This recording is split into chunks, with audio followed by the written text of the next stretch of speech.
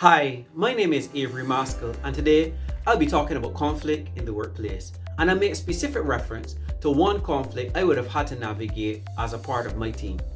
And that had to do with two persons who had a disagreement, which turned out to be a conflict of perception. However, that resulted in a number of spin-offs, both to the persons as well as to the team. And I'll tell you about that a little later. However, Billman and Hart actually gave 8 keys to causes of conflict within the organization, which include conflicts of resources, perception, conflicts of goals, conflicts of pressures, conflicts of roles, and the list goes on. As I said, there are 8 of them. However, in our small group, as we discuss the topic of conflict, 3 emerge as a top within our organization. So the first is conflict of perception, which has to do with the way that people see things. Also, conflict of goals. So for example, you may have one person that has 2 managers, for example, for different reasons, whether it's a dotted line reporting or whatever reason would have been there, or a specific project. However, that could result in 2 managers giving 2 directives, which becomes a conflict to this employee. On the other hand, you could also have the conflict of time pressure. So for example, very similar to the goals, however, in the time pressure, usually time becomes the main thing. So you have very short deadlines, and sometimes it may mean rescheduling, whereas goals might mean reprioritizing or working between managers to get that resolved. However, in the instance that I would have made reference to, the issue would have been a conflict of perception and how they viewed the issue at hand. So if I were to actually take the conflict that I referenced earlier between these 2 colleagues, what I would have done is looked at the ILM model, and they would have had 4 stages for conflict. Healthy disagreement, which has to do with differences of view, and that can happen all the time. However, there's also minimal or minor conflict, which has to do with interpersonal issues and communication. And then there's conflict, which has to do with rude communications or engagements or activities, essentially just to upset a colleague or peer or even a team. And then you have serious conflict, which has things to do with like discrimination or actually seriously provocative activities.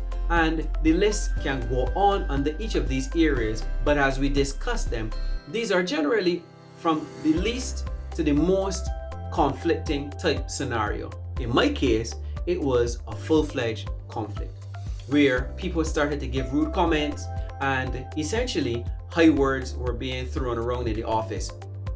Now, the impact to the persons involved in this scenario, one person at one point who usually is relatively quiet, very disciplined, very focused, started to get loud and actually started to get very angry and frustrated, and that was really uncharacteristic. So this conflict actually changed the way this person actually behaved. At the end of the actual engagement, the person was demotivated.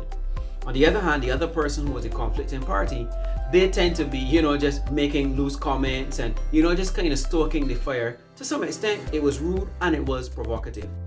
So the individuals were impacted by this, and that person who was actually throwing a lot of the comments, eventually they took a position that, I can do my work on my own, I don't need anybody, and this silo kind of conversation started to occur.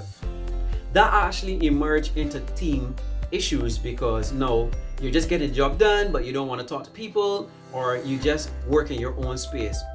At the same time, interestingly, while results were still being delivered, and I guess because people know their jobs well and they can get it done relatively on their own, we noticed as well creativity started to become a challenge because we were not engaging each other, so we were not getting the best out of each other. So the impact of conflict could actually destroy a team, could actually destroy individuals, and the extent of it, depending on the type of circumstance, can actually be vast and different. But at the end of the day, you don't want to have conflict. If anything, you want to have healthy disagreements, but solvable through good communication, setting up of ground rules, etc. So Thomas and Kilman actually gave some examples of how you could respond to conflict. So you can have a competing attitude, you could actually have collaborating interest or collaboration. Avoidance could be a strategy as well. Let's say, for example, you didn't have enough information about another matter, so avoidance may be appropriate at that time.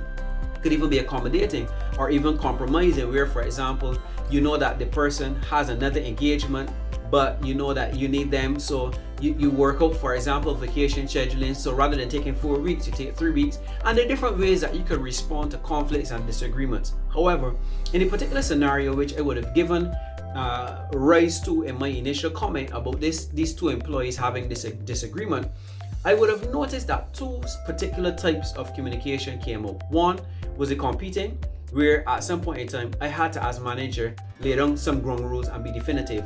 It did not require a lot of engagement at that point. However, I had to balance that as well with an element of collaboration, because in the ABC model, I needed to assess the situation. And at the end of it, it was not just given a position who's right or who's wrong, or this is what should or should not be done, but also I had to pay attention to the interest, try to ascertain or assess what the issues are. Also at this as well, the ABC model points out the need to be aware or to be sensitive to what is going on, and then be clear in terms of giving a position or feedback on a matter. So all those things actually came out, and as well as I said to you, in handling this conflict, I would have gone through two primary styles of engagement: competing as well as collaborating.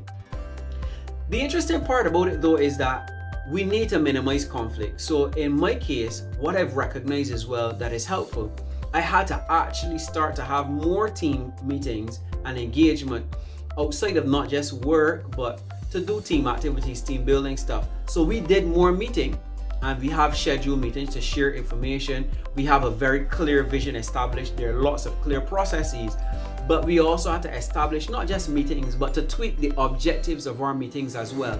And one of the things that I thought about as a practical asset to being able to engage team meetings is also setting up smaller teams as well to do small projects. So in a mature team, I actually need them to start to rather than me telling them or just sharing information with them, I need to extract from them value and get them to work together to find solutions. And a classic example of this for me was a case where I needed to have operations team and the sales team to do one thing. They were on conflicting positions on the matter.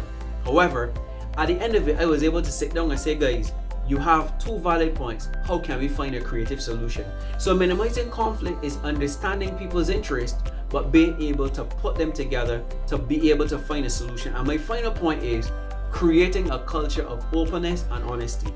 In a silo conversation, people don't talk.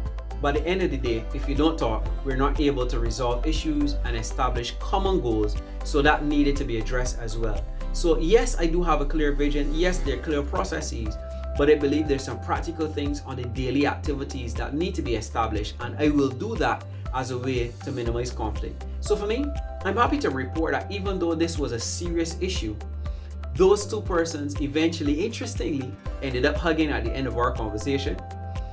Even though there still was some repercussions of it, we were able to see at least there were steps towards resolving the conflict and working together. So I'm happy to report that we were able to see success. So conflicts will happen, but they can be managed. And our objective is to minimize conflict in the workplace. Thank you.